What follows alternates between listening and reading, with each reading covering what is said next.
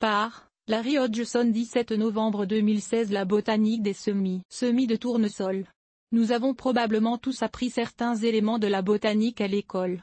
Mais le mémoire est loin d'être infaillible et il y a souvent des éléments qui sont devenus un peu vagues avec le temps. Un petit rappel de temps en autre ne peut être nous faire du tort. Et en voici un, sur comment les monocotylédones et les dicotylédones se présentent quand on fait des semis. Plantes à fleurs. Les plantes à fleurs se divisent surtout en deux classes, les monocotylédones et les dicotylédones. Leur nom vient du nombre de cotylédons, premières feuilles, qui paraissent à la germination. Les monocotylédones ne produisent qu'une seule première feuille, cotylédon, qui ressemble d'ailleurs aux feuilles adultes. Chez les plantes appelées monocotylédones, il n'y a qu'un seul cotylédon qui généralement ressemble en plus petit à la feuille adulte. Ainsi le cotylédon d'une graminée ou d'un oignon, deux monocotylédones bien connus, ressemble passablement aux feuilles futures. Les graines de dicotylédones produisent deux cotylédons. Les dicotylédones produisent, comme le nom l'indique, deux cotylédons, qui ne ressemblent nullement aux feuilles finales. En général, ils sont simples et entiers, alors que les feuilles matures seront diversement formées et souvent découpées. Les rosiers, les cosmos, les haricots et la plupart des autres végétaux aux fleurs voyantes sont des dicotylédones. Et les conifères?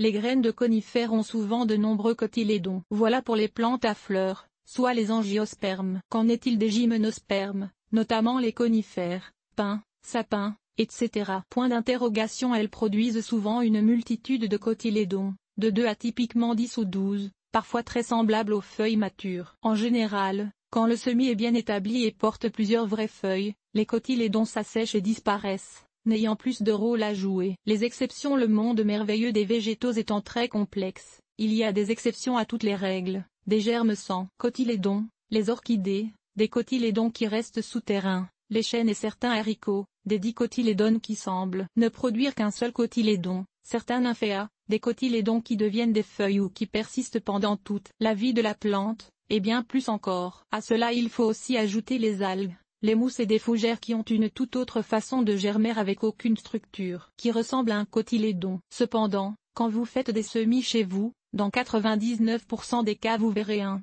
deux ou de multiples cotylédons. Et maintenant vous saurez mettre vos semis dans la bonne catégorie.